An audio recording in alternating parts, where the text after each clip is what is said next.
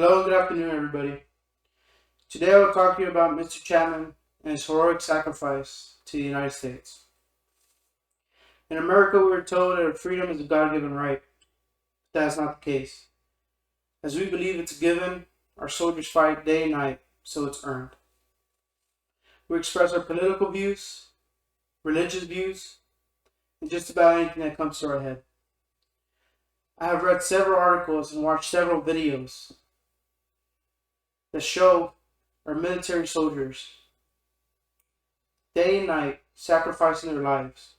So we're here at home, safe and sound in our beds. Today I will also talk to you about the Battle of Trafalgar in Afghanistan, how John Chapman came to receive his Medal of Honor, and how this Medal of Honor recipient, John Chapman, stands out from all other 65. You might ask why the Battle of Trafalgar is so different from any other battle that's fought. Well, the reason because of this is that the Battle of Trafalgar was initially an observation outpost and was not supposed to be a battle. According to the article written by CT Insider in 2016, on March 3rd, 2002, Mako 30, a six-man Navy SEAL team reconnaissance team, and its Air Force combat controller, John Chapman, a Windsor Docks native, were ordered to set up an observation post on top of Trafalgar. Trafalgar is a mountaintop that oversaw a valley that was run by Al Qaeda members. U.S. forces were ordered to make an attack on this Al Qaeda outpost. Everything was going perfect until it wasn't. According to the same article written by CT Insider in 2016, approximately at 2:58 a.m., the helicopter carrying Mako 30 crash lands after its pilot tried and failed to return to Trafalgar for Roberts, a Navy SEAL that was left behind. Chapman immediately called air support on the aircraft that crashed and directed an airship to search the peak of this mountain for Mr. Roberts. After Lieutenant Chapman heard of the fallen soldier, he then quickly separated from his group to run a search and rescue for Mr. Roberts. And because of the helicopter crash, their outpost was then compromised, and Al Qaeda members got wind of it.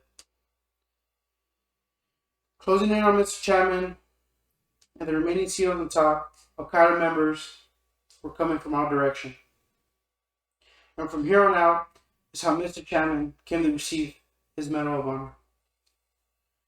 John Chapman began to track down Mr. Roberts, the fellow soldier that fell from the helicopter. He quickly separated from his team, and his surgeons were closing in on him. He marched closer to Mr. Roberts, walking in feet of snow.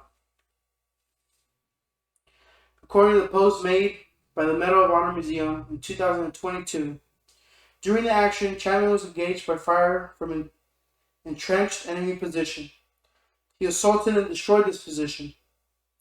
Seeing his teammates take fire from another strong point and complete disregard for his own safety, Chapman moved into open ground to attack and was ultimately cut down by enemy and was severely injured.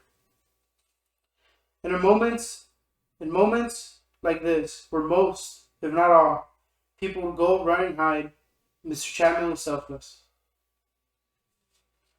Although Chapman was injured and was severely in need of medical help, he stared death in the face and persevered through his pain for his fellow comrades. This Medal of Honor story is so different, and moving and honoring for so many reasons. What makes this story so different from every other story you have heard is the fact that this one is the first to ever be recorded and filmed.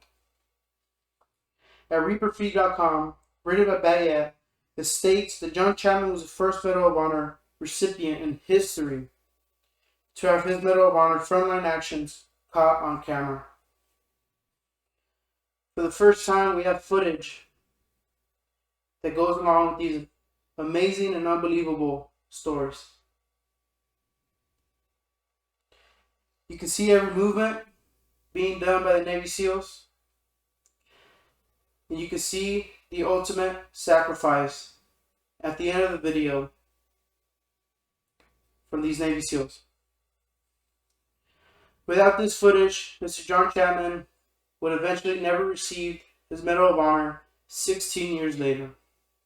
Initially, Mr. Chapman was awarded a Platinum Air Force Cross for his actions. But after watching the unbelievable film on camera, you could tell that Mr. Chapman was rightfully deserved of the Medal of Honor. The original theory behind Mr. Chapman's death was that he honorably died with his fellow comrades at the initial crash site where they were defending the helicopter. But unfortunately, that was not the case, as he was separated from his team in search of Mr. Robert. He was in fact left to die defending for himself. With every bit of ammunition left, Mr. Chapman ultimately came to death and was killed by Al-Qaeda members at sunrise. As you can see, John Chapman was more than worthy of the Medal of Honor. Today I've talked to you about the informal battle of Trafalgar, along with the amazing and honorable recipient, John Chapman, and how his story stands different from all the others. So before you go to bed tonight, without a thought in your head, remember why you're able to sleep nice and sound. Thank you.